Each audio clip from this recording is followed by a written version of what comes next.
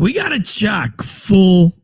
No, we have a show chocked full of special guests, commentators. We got a lot to talk about. This is Last Call, the political news for the week. So you're in the know, because why? Knowing is half the battle. We've got Trump out in Colorado. Could this be the beginning? Could this spark off the second American Civil War?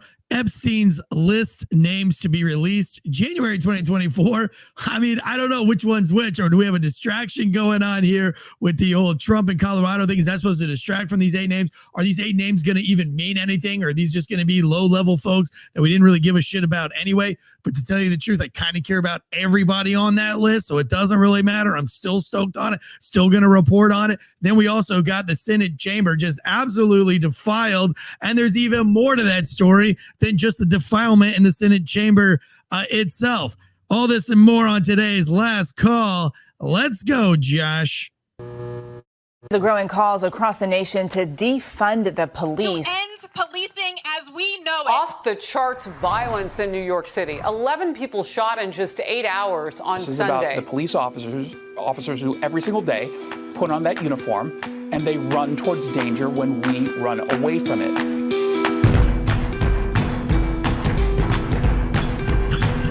Well, the chats are filling up. Lots of people joining us in this afternoon. Bosco, Audrey, Dustin, Elijah, Tactical Dudes up in here. What's up, guys? Dead Leg, Will Cray, Falconator.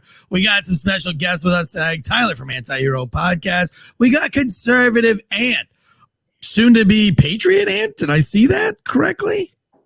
You'll see. I'll see. I don't know. I saw a post and it made me go, So anyway, big things coming. Everybody's social medias are blowing up right now. Oddly enough, because I said during election cycle, we were all going to get squashed and canceled. So this, I don't know what's going on here, but there were several posts made in the last 2 days. One reel made by Tyler that's up over 30,000 views right now. And that's all about the last Night Shift TSI episode that we were on about the Mandalay Bay shooting. How does that not get just taken down immediately? This was on Instagram. Were you shocked, Tyler, to see that that's got that many views in less than 48 hours? No, because people, they know that shit's real. They just choose to not believe it. So they get reminded, and Instagram's going to post that stuff right in front of us. They don't care. It's a joke to them now. At this point, we're all watching it going, oh wow, whether it's politics, whether it's something like that, and they're just like, dude, we could put it right in front of these people. They don't care. We don't even need to take it down anymore. And you had a post recently that was shared by DC Drano. What sparked that? What spawned that? And what's your reaction to it?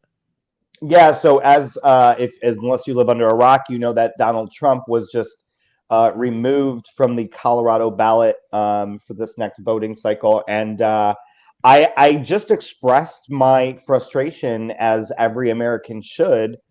And he posted that reel. I think that it's super important for people to remember that it's not a Donald Trump thing at this point. This is literally our democracy, right? So if you can't vote if the people can't vote for who they want, and the government is telling you, hey, this is who you're going to vote for, that is no longer a democracy. So it's super important. Yeah, lots going on the Western Front, being Colorado. We're going to break that down here in a minute. Today's show is brought to you by ghostbed.com/Wolfpack and factormeals.com/Wolfpack50. And real quick, are you up on them Factor meals yet? Yeah, I love my Factor meals. Dude, you're looking slimmer and slimmer every time I see you. Just wait. What's that? I said, just wait. I have another surprise for people. I'm going to be super skinny in about a month. Dang, dude. I'm glad that you're a fan of Factor meals. We're glad a fan of Factor meals, and also Ghostbed, which you also are now up on that Ghostbed train as well, too. So you've got Ghostbed and you've got Factor meals all up in here. Yes, sir. I mean, that's mainly because I said I wouldn't go to your house unless there was a ghost bed there or You're gonna be super happy, Eric, because for our Christmas this year, Jimmy and I got another ghost bed for the house, and I am ready to unbox it. Everybody will see a video soon, but I'm super excited. It's the Venus collection. I got the bed that I wanted. Damn, you got the Venus. Basically, you're sleeping with Venus Williams now. Basically, Yeah, 100%. too funny. Dead Leg, how are you doing? I see that you went with the Men in Black shades. Is that making fun of Tyler from Anti-Hero Podcast? Well, he left his in his car, so I said I had to go get mine because my legs. That's one thing my legs did work for this morning, was be able to get my sunglasses. So I got that. I guess you could say it's my solidarity for not being able to vote for Donald Trump in Colorado, because I'm an actual Colorado resident. So for them to tell me who I can and can't vote for is complete, I'll say it, bullshit. Yeah, Jonathan. Josh. How does that work for you? Does that mean you guys can't write him in? I don't know. Every year that we've lived out here, we've had the ability to write them in, but I'm assuming they're going to try to take that away from. We've just taken every bit of our Constitution and it's going, yep, we're going to throw that in the trash and just do whatever we want right now, because that's kind of what we're doing. So just so everybody's aware, so I tried to look this up. I think there was actually a law passed that states you can't, at least for the state of Colorado, write in. And if you write Donald Trump in, the vote can actually not count. They can take that vote out. So it's super sketchy right now. It will go to the Supreme Court. I believe the Supreme Court will probably throw it out, but it doesn't matter. This is a swing state. Donald Trump is ahead in the polls in all 7 swing states right now. And the approval rating for Joe Biden on his new approval numbers have come out. And it's not really the approval rating. It's over 70% of Americans don't like it, are not favorable for Joe Biden. So it's just funny that happens to be at the same time, running parallel with, oh, well, the Supreme Court of Colorado is just going to take him off the ballot. That's not how this works. Yeah, it feels very totalitarian. Is that the right word for it? Yeah. Dead Leg, it feels very like funny enough, it almost seems like far-right fascism to just straight take somebody off of a ballot, deny you the ability. I mean, could you imagine if they said you can't run for Biden because he has dementia? We all know that he's suffering from some kind of dementia, but I mean, we still wouldn't go as far as to say you cannot vote for him, even though he may or may not have dementia. Alyssa, Tyler from Anti-Hero Podcast, you said that when you were in the gym, you saw a live stream from Trump. You want to give us a update on that? Yeah, he just was talking about he kind of gave the update on Colorado real quick, and then he just went on his everything he says is just truth. And he tells the truth about Biden, he tells the truth about DeSantis, the person that's going to be running against him in the primary most likely. And he talks about electric cars, how they're going to fail. He talks about nuclear war is inevitable at this rate, and he talks about how a president shouldn't be talking about they shouldn't be putting that in the stratosphere. Talks about nukes should not be coming from the leader of our country to other things. You should be prepared. And he says, I do prepare, and I hate preparing for that, but we should never be putting nuclear war on the table like this.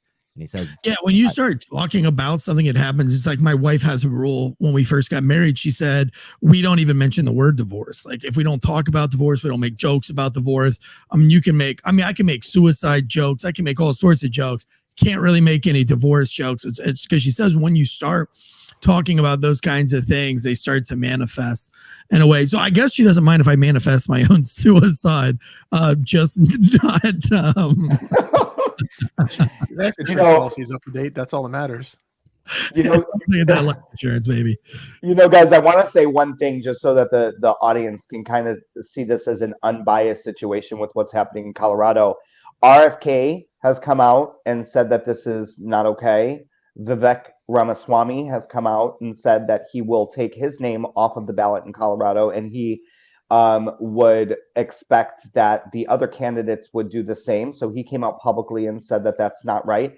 And actually, big boy out of New Jersey, Chris Christie, also said that this is not how a democracy works, along with many other Democrat political people have said the same thing. So this isn't a right or left thing. This, even if it wasn't Donald Trump, even if it was. We lost him. Yeah, I think going. Oh, let me add him back to the stage. He came back. Sorry, I don't know what happened if you got dropped somehow, but it does appear that Ramaswamy is playing 3D chess right now. I think this is an amazing, bold move from Ramaswamy. Whether you like the guy or not, I think it was funny when somebody said he kind of looked like a ferret. Well played, because I can't stop seeing that now. But he's playing three-dimensional chess because he's really putting it on the table. And he was the first one to act. And pretty much, if everybody doesn't follow suit with this, they're not going to be favored by the unignorable Trump supporting mass. I mean, there's so many people that are on the Trump train at this moment that whether you like it or not, you still have to play the Trump game if you're DeSanctimonious or anybody else. So I don't know, putting it on the table seems like a pretty smart move from the Vic. What do they call him? The Vic? By the Flying V. Flying V. I know what that And by the way, you're right. It is a constitutional republic, but democracy is always the word that is being used a lot by the left. But yes, we are a constitutional republic, but it's not democratic to take somebody off of the ballot. So we are a constitutional republic, yes, but it is a war against democracy in general. And it is. Now, that brings me to my next question. I've always, my Tastradamus prediction was that the politics in this country would be the cause of the next civil war. And it wouldn't be a line in the sand civil war as you saw it North versus South. It was going to be more of a civil war versus, almost kind of like the Northern Ireland Civil War, where you were Protestant or Catholic, and it was kind of in the shadows, and there wasn't really lines drawn in the sand. And that's a very scary and dark world to go through. Playing rugby, I met a lot of Irish rugby players who have lived through the Irish Civil Wars or the Northern Ireland Civil War there.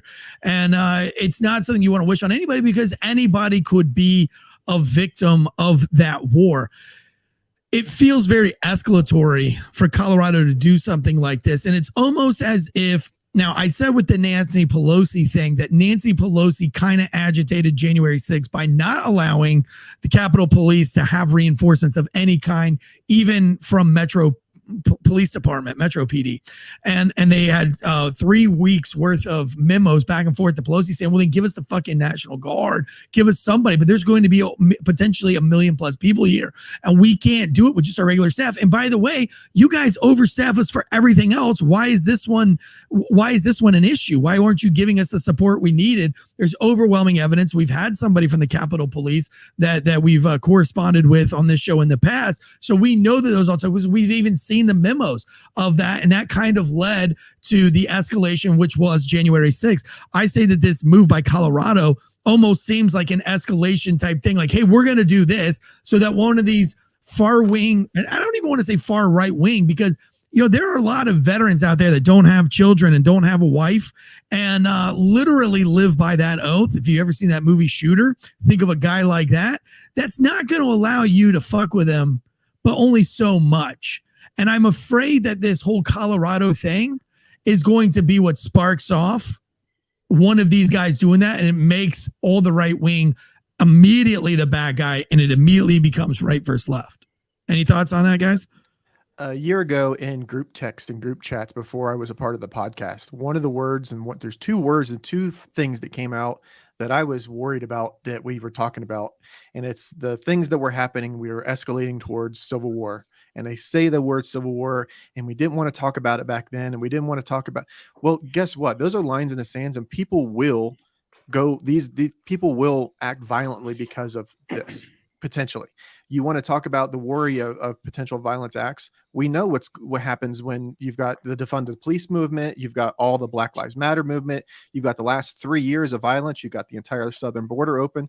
So if you want to worry about having all the ingredients are there, you just need which one of the, that's one of the things that I've asked Eric, which earlier in this year, which one of the reasons do you want us to kick tea in the harbor? Like, we literally kicked tea in the harbor over a tax on tea. That's how the country, there's more nuances to it, but we literally just got started from that. Which one do you, the list? We've convicted Epstein, we've convicted Maxwell, and it's now taken all this time for this list of known pedophiles to come out. Why is it taking so long for this list to come out? It's because their names are on the list. The people that are withholding it, that's whose names are going to be on it. That's my Miss Cleo moment for the future. My Tanstradamus moment is the people that have been withholding this and trying to get this list to stop coming out. They're the ones that are going to be on it. So we talked about this maybe being a totalitarian, yes, in a way, but I think it's a distraction. I really, really do think it's a distraction from this list. It's a divide and conquer thing too, man. I mean, okay, so kicking tea into the harbor, right? The shot heard around the world. That, I mean, that would happen. That would be, statistically speaking, what's going to happen in the next half a century. Is it's like you said, Eric, one of those guys just get off my lawn, and it's the big crack that everybody hears about, and then it kind of inspires everybody else to go get off my fucking lawn, right? But they don't have to deal with that if they're able to divide us, and then we're all fighting each other. And then they conquer us. It's textbook.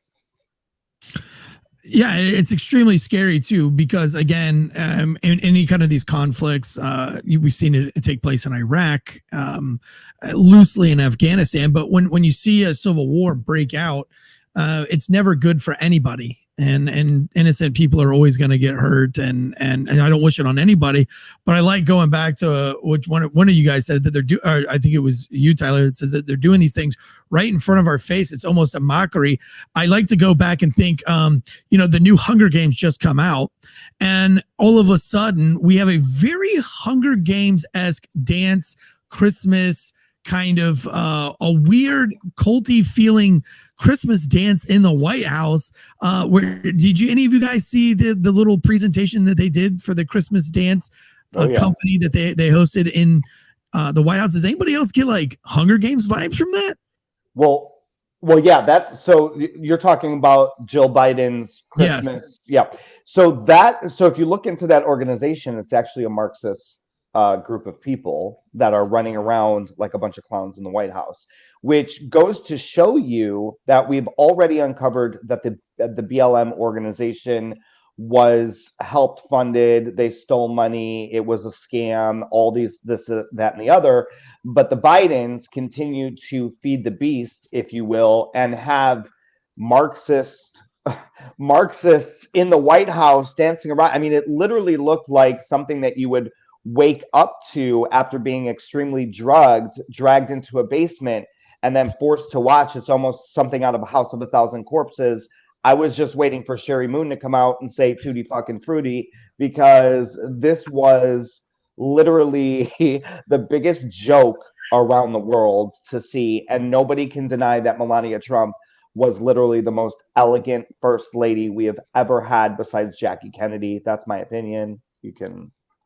Well, and your opinion matters because you're really in tune to all these things, being fashion, and you worked in the suit industry, and so that you've got a good grasp on definitely all the things that are dapper and elegant and classy. Speaking of dapper and elegant and classy, you know what is not dapper, elegant, classy?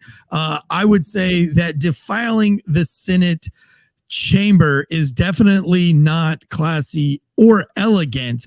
For those of you who are living in a bubble, a Senate staffer from Maryland, his name is Aiden Massey Cesarpowski. He's a ski, right? So I'm not sure. This guy's been in trouble before. Recently, he went up to somebody in the White House and screamed out, what was it? Stop the war, or stop the genocide of Palestine. Just these like crazy outbursts in the White House that was inappropriate. He also got in trouble for other inappropriate texts that he had put out, not text, but tweets that he'd put out on Twitter about sucking other senators' fingers. He was one of Chief of Staff just prompted me in the same breath, suggested I tone down my social media. If you went back to his social media, and I went back through a lot of it, one of the more disturbing pictures that I saw on there was one where he's laying on the beach. Looks like he's got a bottle of rum in the small of his back, and he's wearing a female thong, and he's just laying out on a public beach, it appears. But this guy is no stranger to lewd and lascivious kind of acts in the public, what business does he have or anybody like him have being a professional in the White House? And I'll say that with this note. They went through my social media to become a police officer, and they pulled up a Halloween outfit where I dressed as Frankenfurter from the film Rocky Horror Picture. I was in drag as Frankenfurter from the movie, and my wife was also a movie character. And we also wore those same outfits to Rocky Horror Picture Show live shows, which has like a big cult following. Now, I don't do drag. I'm not a drag queen by any means, but, you know, when in Rome, right? So I had to explain that, and then I had to therefore go and take the post down after explaining myself before I could even be a cop. Why is it that you have to have higher standards to be a police officer than you do to be part of the Senate staff? Well, even then, you think that like we've got there are things around this country that are few things left that we consider sacred. Like we have the Geneva Convention, and there's rules of war. So in war, you can't, per se, let's go. If the enemy is hiding out in a church, you just can't go bomb the church. There are rules for that because we have decorum. We have some sense of decency, but we have none right now. We have men dressed as women, women dressed as men, them, theirs, whatever you want to, furries. It doesn't matter. It's all allowed, and you can do whatever you want. That's great, but that's not something that you need to be presenting at the White House. If this is going to be the White House, the center of the entire country, the center of the United States, and arguably the world, we'll go ahead and say that we're the greatest on the. If you want to argue with me, back-to-back world champs, just go ahead and say that. So if we're going to claim that, you got to have some sense of decency at the same time. You can't go, hey, we're the greatest, but also look at these two guys fucking in the ass over here. You can't have both. Both aren't in the same chamber floor. It looks like you've got something to say, Ant. What do you got? To be fair, right? Let me play devil's advocate here. Melania Trump, she notorious for having nude photos. We've all seen them. I know I looked them up because I wanted to. Nobody has a problem with a consenting adult being fucked in the ass or posting nude photos on certain sites or whatever. If you're a consenting adult, that's great. But on the Senate floor, we're taxpayers. That's literally we, the people's house. We pay for that. We pay for that establishment. We bring these people into office. Anywhere else, he could have gotten ass fucked. He decided to do it on the Senate floor. My question is, A, distraction, maybe. B, what did they have on him for them to share that shit? Or what did he have on the Senate for that to happen as well? I think of the bigger picture. Right now you have George Santos, who's literally spilling the fucking tea right now, you guys, on people in our government that are promiscuous, scandalous, in the walls of our Congress, and nobody's even talking about it. I mean, George Santos is literally calling people out for having sex in a room during when Congress is in session, where they usually keep their stuff like a locker room, where they keep all of their personal stuff locked up. George Santos is literally on an interview outing people, and the person who's interviewing him is asking specific names of people, and he's saying yes or no, they are involved in scandalous shit. So to go and circle back, like good old Raggedy Ann Jen Psaki would have said, I think it's super funny that the flight log has been delayed so long, because who do we know that's going to be on that flight log or has been to that island that is currently working for our government in Congress? Some of these guys have been in Congress for 40 plus years. So I think it's super interesting. That's my take. Yeah, I think it's interesting too. I think what the interview. One, I would like to say that George Santos is probably the most ignorant and ridiculous and the dumbest mistake that anybody has ever made by electing this guy, this liar, this known liar, into anywhere in politics. The dude couldn't tell the truth. There are people who are diseased with with being liars, and they can't stop lying. I've known many of folks who just they would tell you that the sky was purple knowing it's blue and just pretending to be colorblind because they want the attention. I don't know why these people lie like they lie. George Santos is one of those guys. I mean, he made allegations that his family was in 9/11. Absolutely not true. His college transcripts, they've got no record of him attending the college that he has college transcripts to, and his transcripts appear to be faked and forged. And then he also he told the story about his family escaping the Holocaust when he's like Puerto Rican or something, like full-fledged Puerto Rican. So the guy can't stop lying anyway. So I think it's funny that he's the one that went on the interview to talk about all these things. I personally believe him, but again, that's because I would like to believe him because, well, I think we all know that there is a major debauchery going on in the White House. We have the cocaine being found in the White House. Then we have Hunter visibly snorting cocaine. We have all the images at all these different press conferences where you've got the staffers behind whoever's speaking that are tweaking. I mean, just obviously tweaking behind them. And then we have the Hunger Games dancing recitals. What was it? The nude people that were showing their titties on the White House lawn. I mean, really, the White House has become Sodom and Gomorrah. So it is easy for me to believe George Santos in that interview. And I watched that interview and look, it is embarrassing. I mean, George Santos is, for lack of a better term, just a piece of shit, really. I don't disagree with you on that at all. It makes it a little bit more believable when somebody was, for lack of a better term, butthurt about being unseated from his position. But usually gay people are super toxic. So when you do something against them in these type of situations, he's going to spill the tea on all of the juice that's going on right now with certain people. Also, I thought the White House in this administration said that they were going to bring decency back to the White House. This is far from decency being brought back to the White House.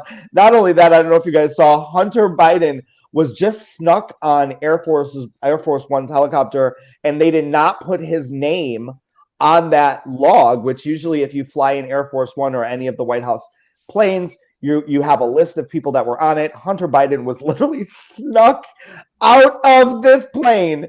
I just think it's funny because there's, this was supposed to be the most transparent administration. It's been nothing but lies. So I'm at a loss. Why was he not allowed on the Air Force One? Why did they have to sneak him on? Because he's Hunter Biden. That's why.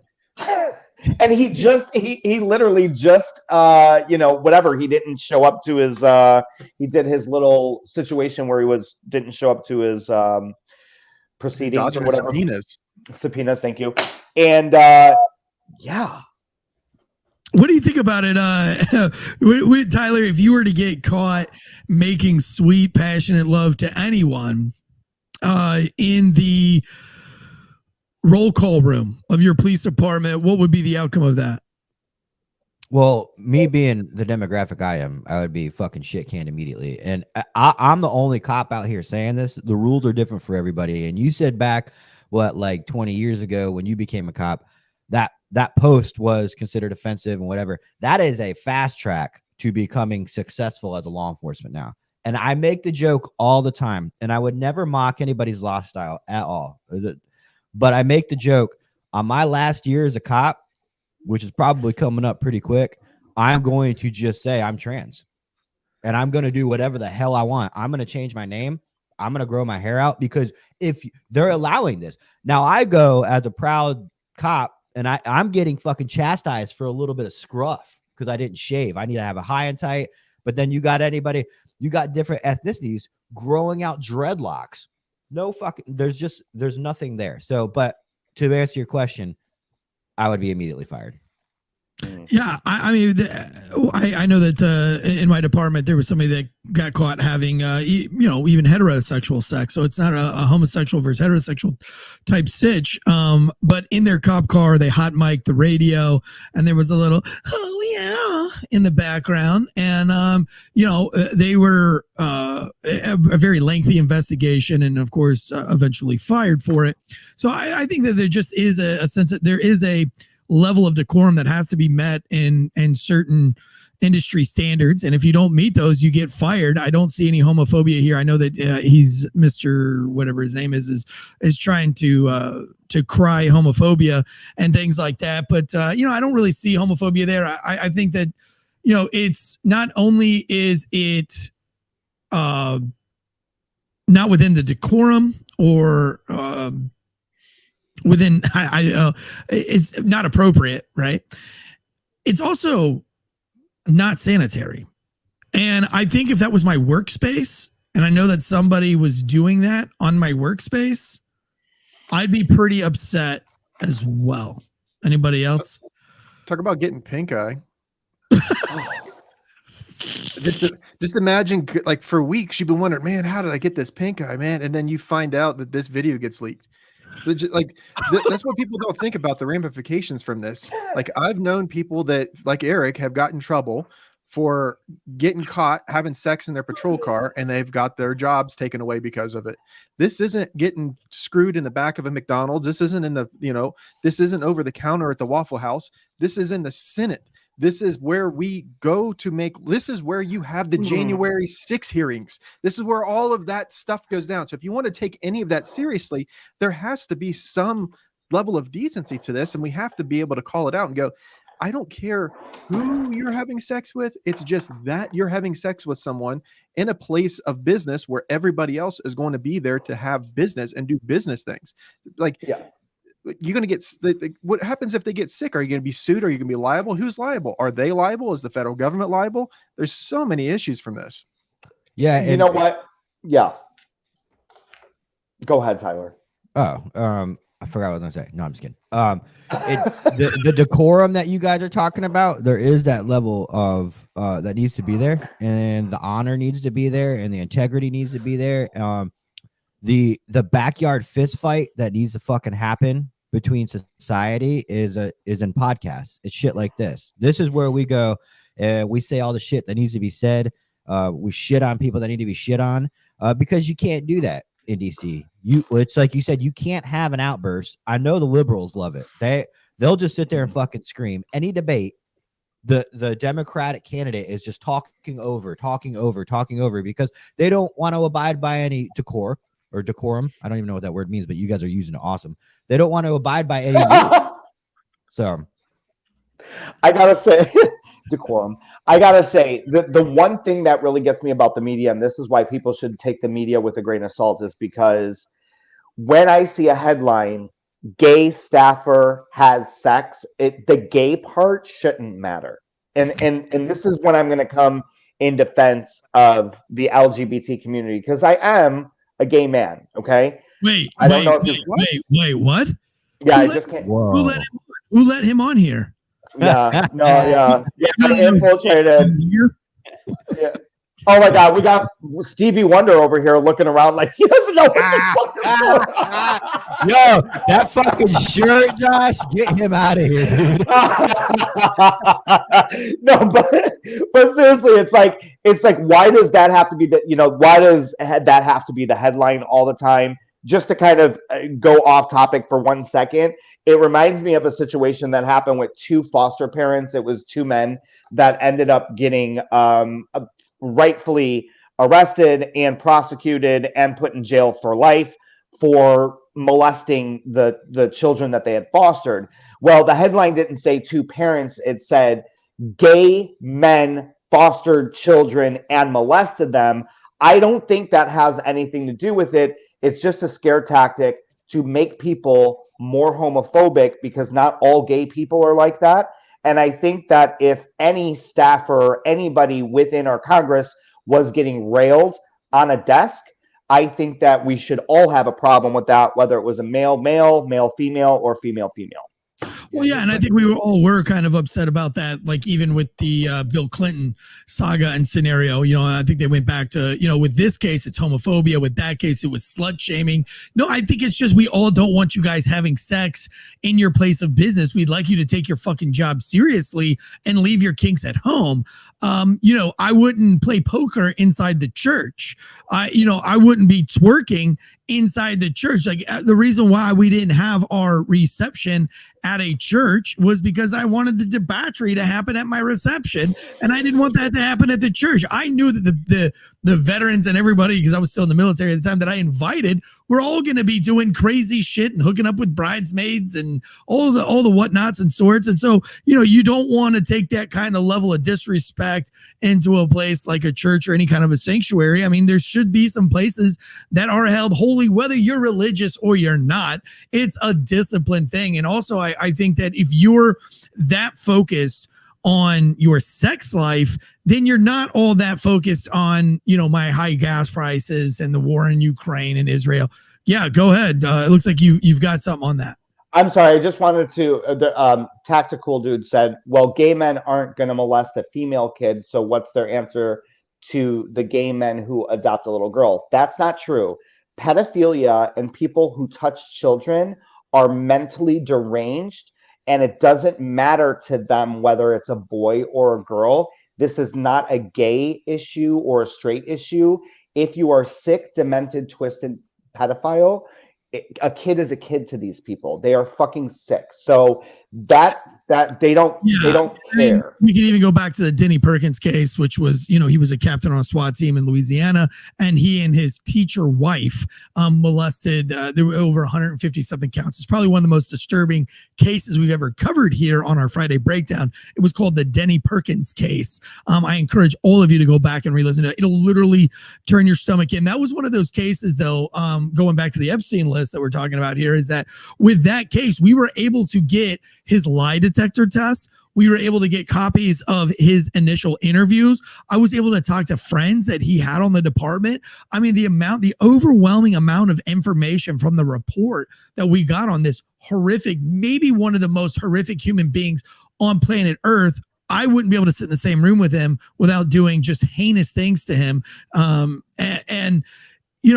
we can't find anything about the Epstein list.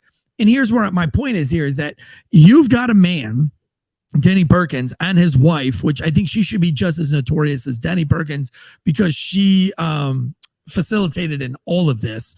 A very horrible case.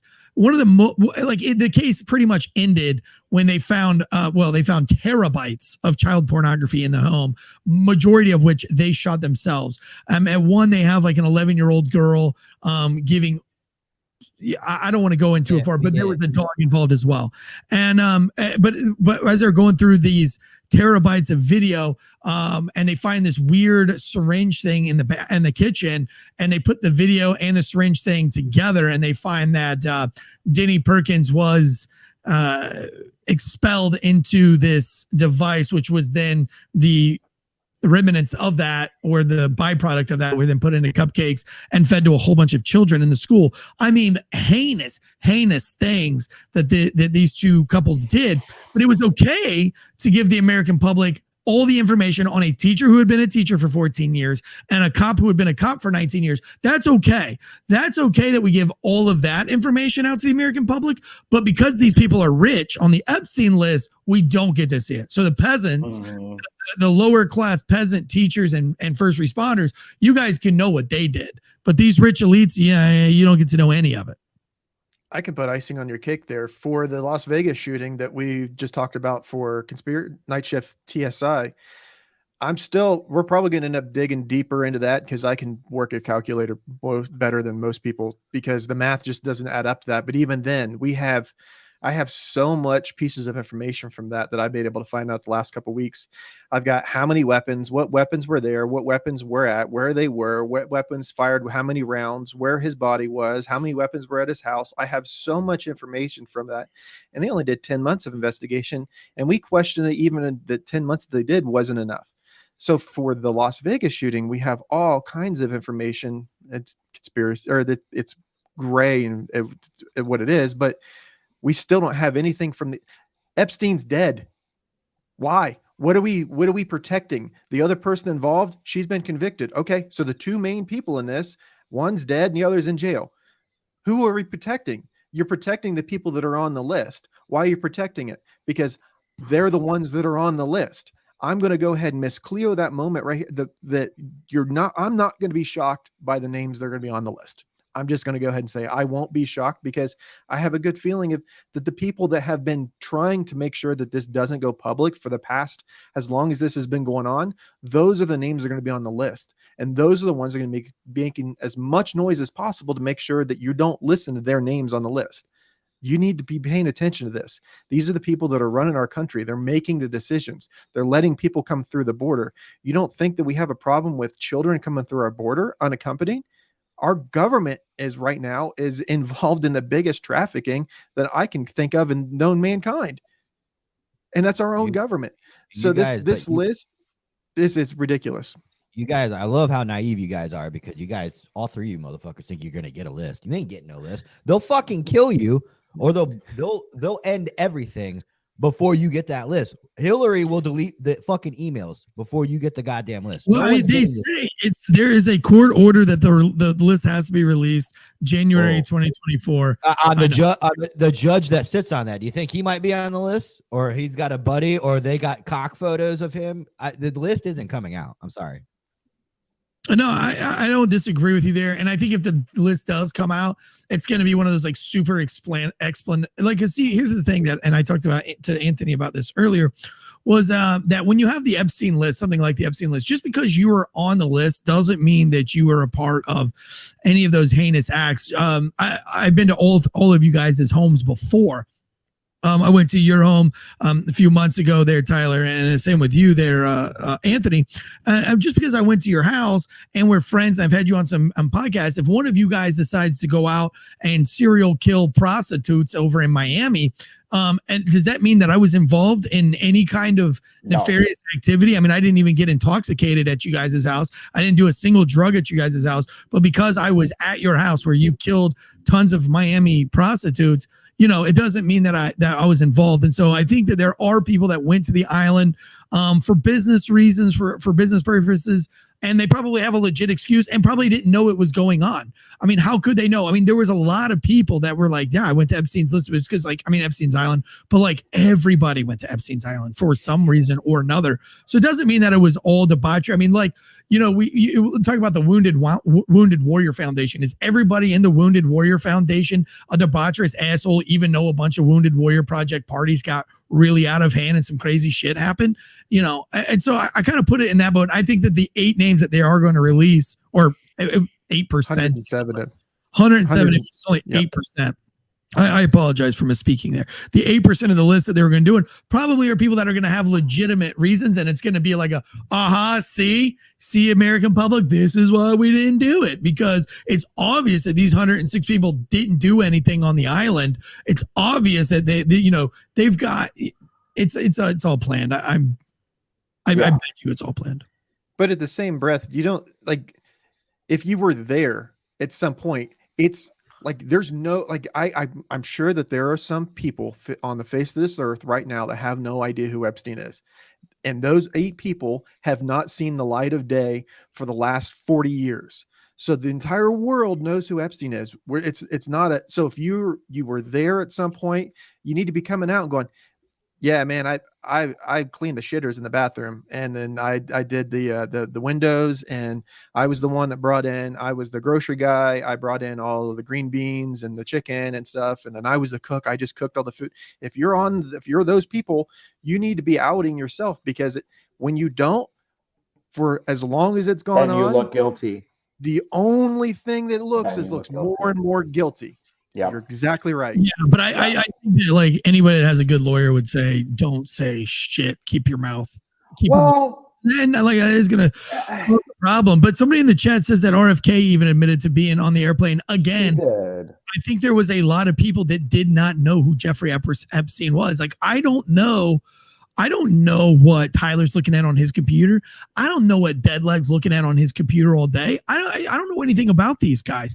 I don't know what skeletons. I mean, I don't even know how many relationships Josh has been in, and we've been friends for almost 2 years now.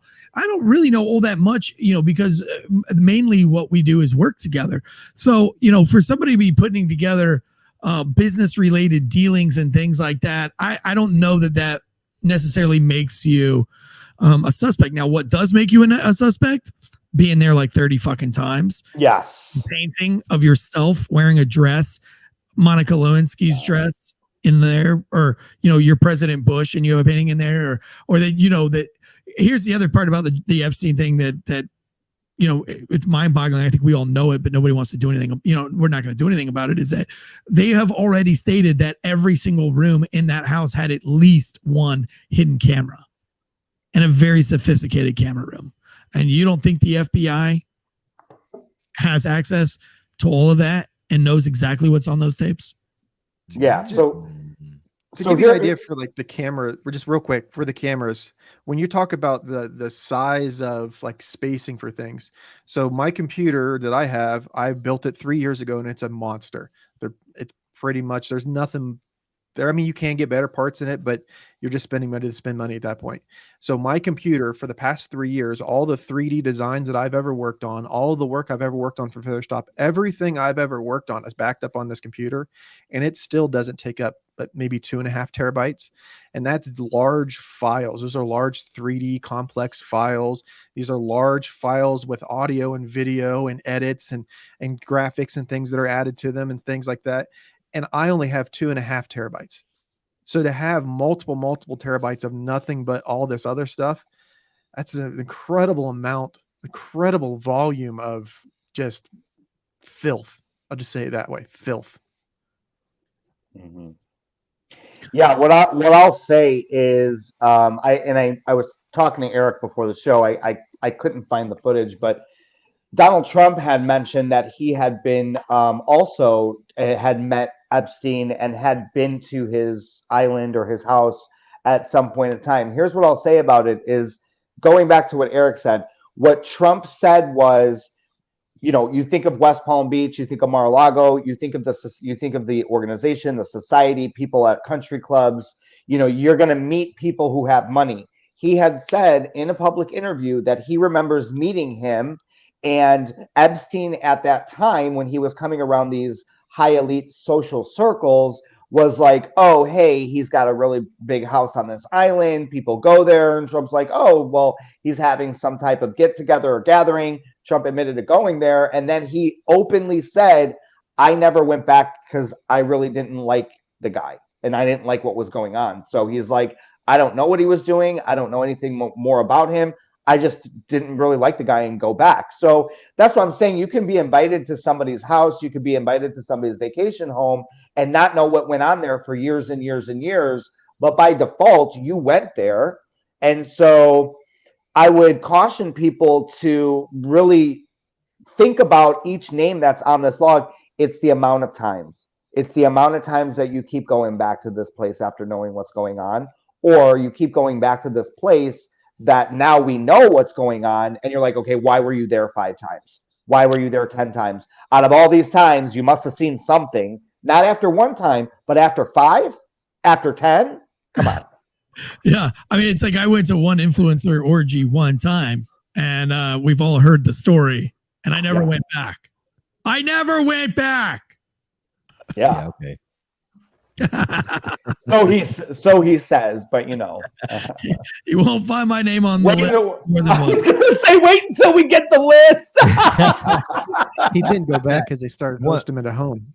The overall thing for this episode is the division. And Anthony brought up a really, really good point that I can't feel what homophobia really feels like because I'm not a victim of it. And I know no one likes the word victim, but I just can't. I can empathize, but I can't, know what that feels like. But it's like the old school South Park episode when there's a bias. There is a fucking bias when it comes to, you find out in the Senate floor, some fucking senator banged out his intern, and every dude for 1 split second is gonna go, nice. and then go, wait a minute. Right? Now that divide and conquer, that homophobia, that lurks in everybody. I'm just sorry. There's people that don't have any hate in their heart, but are still kind of ignorant to the world. You say they had gay sex on my Senate floor. It's just, you can't it's just like he said, it's not gay sex. It's sex. And then you have to step away and go, that's fucking disgusting. No matter. I think he was singing, I don't mind getting poo on my wiener when I'm doing that dude in the Senate chamber. Oh my gosh. I should make that into like a real thing. That should have been was that awesome? That was awesome. That was fucking awesome. Here's what we're dealing with right now, Tyler, and this is why I've been calling out both sides, is because I the younger gay community, and I don't want to keep talking about this gay shit because it drives me nuts, but the younger gay community has ruined it for the entire gay community, for everything that we have worked so hard to become normalized, if you will, so people just let us live our lives. But now what's happened is it's tarnished it so much, right? People are just tired of hearing about it. So anything that comes out that happens to be some type of gay news or a gay sex tape or the gay, right? You're going to have those people that might have accepted it and been cool with it at some point, but now they're so fucking sick of hearing about it that they're like, dude, the fuck? Like, I'm fucking done. Like, this gay shit is pissing me off now. And it kind of can give you like a reverse bias, where it's like a reverse homophobia, where it's like you might have been good before, but now with everything being so brought to the spotlight and hearing about it, and parents having their kids groomed in schools with this shit, it's like, I get it. Like, I understand why, because if I'm annoyed as a gay man and I'm like, God, dude, just shut the fuck up, I can only imagine how a straight man from, Mobile, Alabama probably feels when he hears a story come out about this, and it's like, well, I was good with them then, but now fuck them, fucking homo. Like, I get it. I fucking get it. I don't know if that's the accent but you get it. It's like Eric's muted, so we're not getting any of the goodness that he's saying right now. But it's almost like all Eric is. I do call them that word. I was responding to comment. Yeah, somebody put it in the moment, but yeah, it's the Alabama thing is Anyway, well said. Well said. It's the media trying to push the divide, because whether they put it in the divide, whether it's a gay man having sex in the chamber floor, or whether it's a white police officer shoots a black man. No, a police officer shoots a man, or a police officer's in it's not the same exact. It's not a 1-to-1, but it's very similar. To think that you're going to interject things that have, that's true, but it has nothing to do with the situation. Yeah, they were gay, but it has nothing to do with them having sex on the Senate floor. The problem we have is them having sex on the Senate floor. The part where they're gay has nothing to do with the issue at hand here. Just like race with a lot of the police shootings that we have. Yes, race. Yes, some white people were there. Maybe some black people were there. Maybe some Mexican people were there. Maybe some Chinese people were from there. Maybe they were gay. Maybe they were straight. Maybe none of that matters, because a criminal committed a crime and a police officer stopped people from getting hurt. Maybe we should focus on that and stop looking at all this other stuff that creates this divide. And we've got some new people in the chats. Sarah Swift says, "Hey, Ant, I feel like if she's going to say, hey, Ant, with 2 wavies, maybe you give her a wave back. Maybe give her. I love Sarah. Sarah's one of my Instagram fam. I have to say something to the followers, to the people listening in supporting. I absolutely love the Failure to Stop family. Like, all of the listeners, all the people that subscribe. You guys have been like, what a great opportunity for me to join such an awesome network. Y'all are dope. Like, the sense of humor in the comment section, dope. It's right up my fucking alley. I have super dark humor. I keep it. If you're with me in person, I have even darker humor in person. I try to keep it kind of low key online because people cry. But y'all are fucking awesome. So I just wanted to say that, throw that out into the universe. If you guys want to catch more of Conservative Ant, you can follow him for now at Conservative Ant. That might be changing in the new year, but rest assured you will make sure everybody knows what that change will be. But you can also follow him on the Night Shift all one word, Night Shift TSI podcast. It's the newest podcast on the C- Media Network, and that is Anthony's. He brings on his cast of friends, being that he's a big influencer. He brings on everybody that's going down the rabbit hole. They've had King Bo on. You've had Brittany Investigates from Discovery Channel. You've had Troy the Crocodile, Motley Croc Show, which you and I are both going on that show tomorrow night. I'm really excited about that on his new YouTube thing. You've had a satanic sex cult survivor. We've had a lot of people. We had Tyler on with the Mandalay Bay, and so if you really want to go down the rabbit hole and you're into conspiracy theories and strictly into conspiracy theories and paranormal and aliens and Bigfoot and all those things, follow Anthony's podcast on the C- Media Network. Just type in Night Shift, all one word, on Spotify, iTunes, Apple Podcasts, iHeartRadio, wherever. Night Shift, all one word, TSI for top secret information. And you can listen to a couple people in the live chats real quick. Larry says, why do red voting counties only contribute 30% of yearly GDP? Why are liberals more successful in 2023? Is because liberals leave their hometowns for better education and better opportunities? Question mark. I mean, we're C- students at best. We probably couldn't even answer that question for I don't Larry. even know what half that sentence means, dude. Oh my God. For trying to get that smart with us, but There's a lot of math involved in that. I mean, listen, most of the people that follow me are blue collar, hardworking dudes that went to trade school, bust their ass to provide for their family. All American. I think college is a waste of time and money. I think that it's just a brainwashing institution. So I don't know if I would call liberals smart. I would call them stupid for wasting $100,000 of their parents' money to go to college every year just to get drunked and banged by tons of people, just to find out that you're going to be a Marxist in 2023. So I don't know. I think it's a waste of money. I think that the hardest working people are blue collar, construction guys, tradesmen, police officers, first responders. That's just my opinion. So, well, yeah, I mean, I'll go fuck myself now. There's definitely there's definitely a divide when it comes between like the well, I made a video recently on my social media and I forgot what it's up to now on the reels, but it got a pretty significant amount of traction. And I was like calling out like colleges, like saying like, do you know that like the most of the people that are teaching you in college right now have no experience outside of academia. Like they've lived their entire life inside of academia. Most of them. And this is backed up. My wife was a college professor and she'll tell you that like everybody she worked with like has an opinion about what the rest of the world is like. And she's like, yeah, but you guys have only lived inside university like your whole fucking life.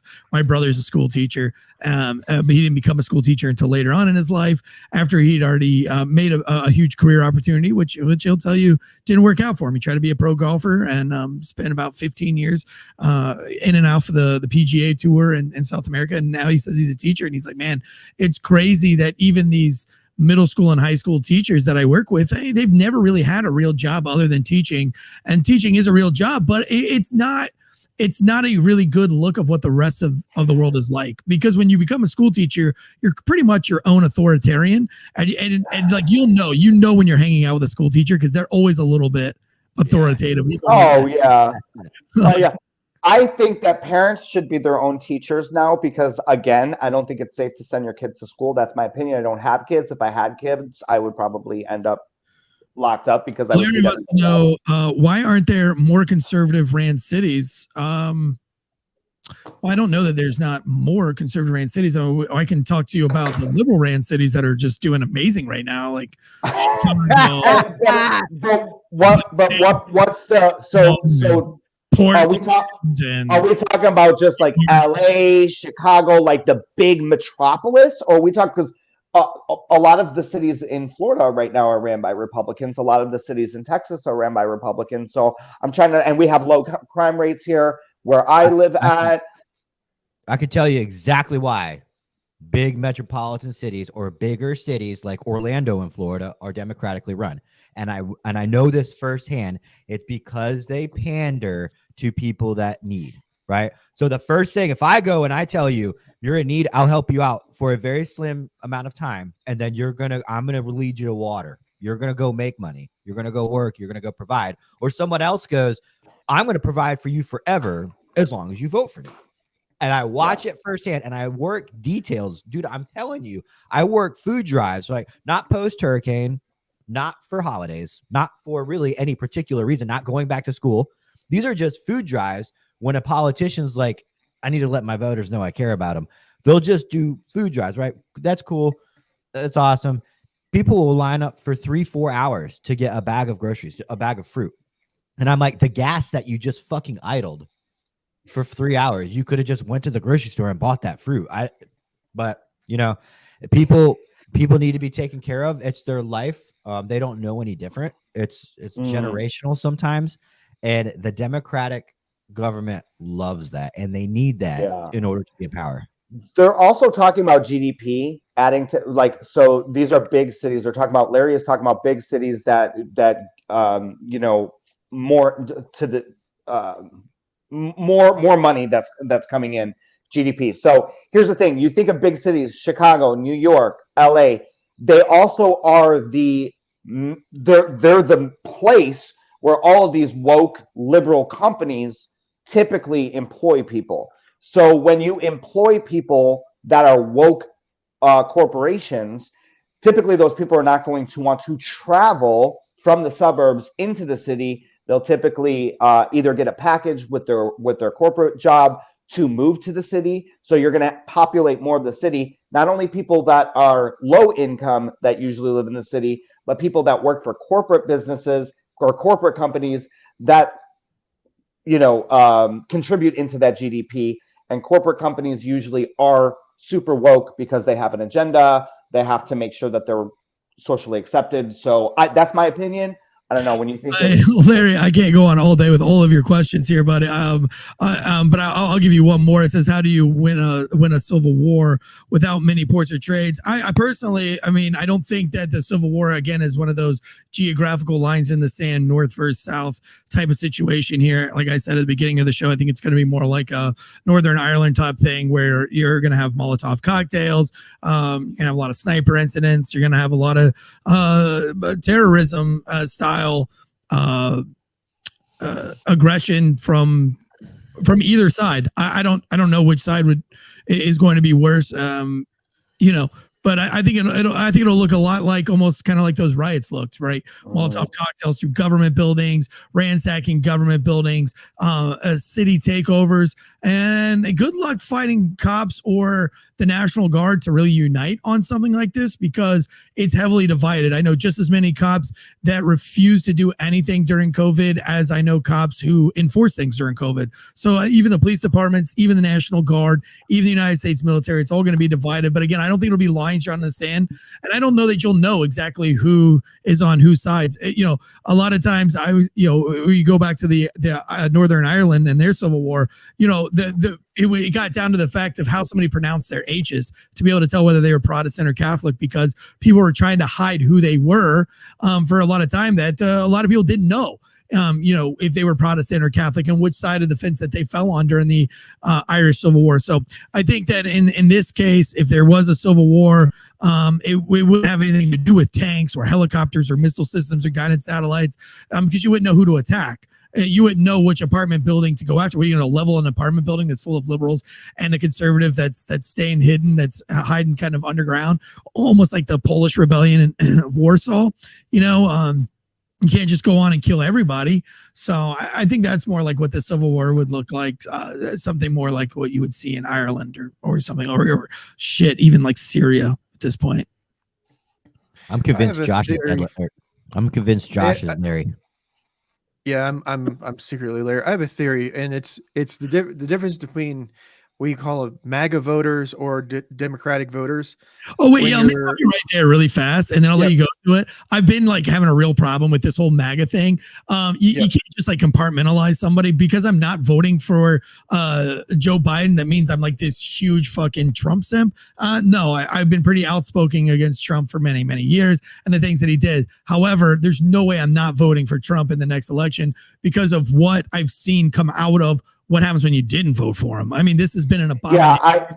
Biden is an abomination. Like, I'm full on the Trump train now. If you go back and listen to my podcast like 3 years ago, 2 years ago, I was like very like vocal about arguing with MAGA Trump voters and going like, I still to this day won't put a sticker on my fucking car or hang a flag up or anything like that. But, you know, I was very outspoken against those kinds of people. But now I see like the repercussions of like what the establishment and what big government really is about. Like, I'm thoroughly convinced that big government equals big war, big taxes, and big sanctions and all the other things. And, you know, I don't want big government. And I now see exactly what big government is. And this is 100% what I don't want. It's very Hunger Games style. I mean, even like the whole bravado of the fucking White House right now is very not Game of Thrones, but Hunger Games style. So I just don't like it. So now I'm on the fucking, but I'm still not MAGA. I'm still not like, I will argue to this day that Trump's probably had more abortions than the four of you guys on this fucking podcast. You know what I'm saying? Like, I don't think he's God's gift to mankind. I don't think he's even a good person, but I definitely want him running the ship more than I want any of these other idiots running the ship. 100%. Yeah. I mean, listen, when you start having radical, you know, left-wing people throw around the MAGA thing, that's fear-mongering. It's not going to work. We're talking about a guy, Donald Trump, who literally was an independent at one point in time and was very prominent person in Hollywood that was constantly hung out with many liberal people. This whole throwing around the MAGA, it just fuels people who might be moderate to even want to vote for Donald Trump even more. So they lose all credibility with me when they start throwing around MAGA, the MAGA people. I don't even have conversations with them anymore. To me, they're trolls. So be educated. Stop using MAGA. Like stop watching CNN. The most of us, like, if you listen to Night Shift TSI show, I mean, like, I think the big response, and you know, if you listen to guys like Joe Rogan or even Tim Pool, who the media wants you to hate those guys, but if you actually take a minute and listen to them, it's more about getting rid of like all of these clowns in government on the right and the left, that are all these like these old boomers who have literally, like the school teachers that I preached against earlier, have done nothing but been in politics their whole life. And look at Nancy Pelosi, look at Chuck Schumer. They have no idea. They have no sense of reality on what the real world's really like. I talked to a guy who retires here in January, and hopefully we get him on the show. But I can't really say too much about him until we get him on the show. But I mean, he called me and vented to me, and he said, look, I was on a detail with a politician that 100% everybody in the country knows this politician. I won't say who it was. And I was on this detail, and I was in the armored vehicle with this politician, and they said, hey, we're going to make a stop up here. Get out, hand this man this money, this rubber band full of money, and he's going to put something in your hand and bring it back into the armored vehicle. And they made a stop in this janky area, like just outside of Baltimore, in an armored vehicle. And he says, I get out and I put the money in this dude's hand. I think it's like a CIA drop. And the guy puts a clear bag of crystal meth in my hand. And we get back in, and literally the politician starts to smoke the crystal meth inside of the fucking car. And he was like shaking so bad. And he was like, look, dude, I don't even care if they're listening to me right now. Like, I don't fucking want to be around these people anymore. I'm fucking tired of it. I don't want to do it. What I told him, I was like, dude, shut. Just like, I would keep your mouth shut. I would not come on my podcast. I would not do anything. I would just let that one lie and, take that story to your grave. I really wouldn't do it, because you're not going to go anywhere. You will definitely not get that story out without made to look like a crazy person, or get MK Ultra'd, or, Arkansas-ed, whatever you want to call it. So I was like, dude, I believe him. I have no reason not to believe him. He wasn't doing it for any kind of monetary gain. He's not going to get any clout with me. I've known this guy for 15 years. He's been he's made it through his ranks of all of the special operations has to offer, and so I've got no reason not to believe him.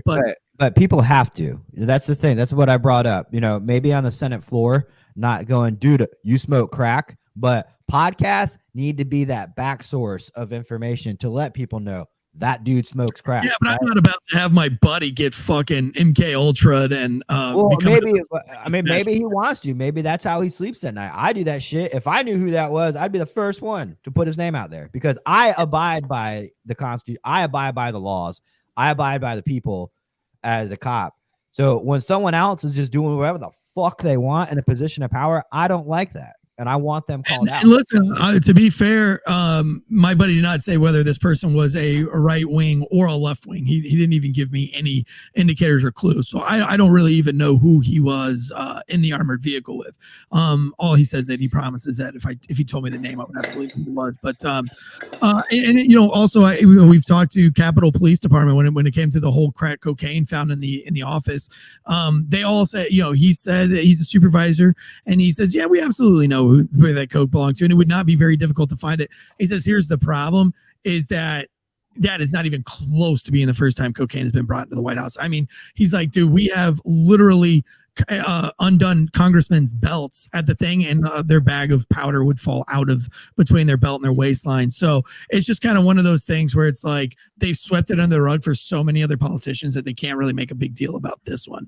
And that was his take. Now, I mean, you can believe this guy or not, but I mean, he is a police officer. This is the second person I'm talking about is a police officer, and we don't go into those on the stories because again, that is hearsay and speculation. But I think it's safe to say now that enough evidence has come out that everybody in the White House right now is there's a culture problem. How about that? We're quick to say there's a culture problem in football. There's a culture problem in policing, and those can be true, and those might be true. But I think we have a culture problem in politics right now. I think there is this sense of I can do whatever the fuck I want. I'm a politician. I have my own driver. I go to all the parties. And here's the thing is that all these politicians are constantly trying to keep up with the actual donors. When you go to these parties, you're going to the donors' parties' houses, and you've been to several of these parties. These politicians don't have homes like the donors have where these parties are being hosted. They're being hosted at the donor's house, at the person who's donating the money. And so these politicians are trying to live like as if they have as much influence or clout as these super rich, successful humans. Is that safe to say? You're a political commentator. You've literally been at all of the most elite parties. Yeah, which is why I don't want to run for any political office. I don't want to be dragged into the swamp. I think it's disgusting. I think it's grimy. And this is right and left. They do have to hold up to some type of standard for donors because they need to be reelected.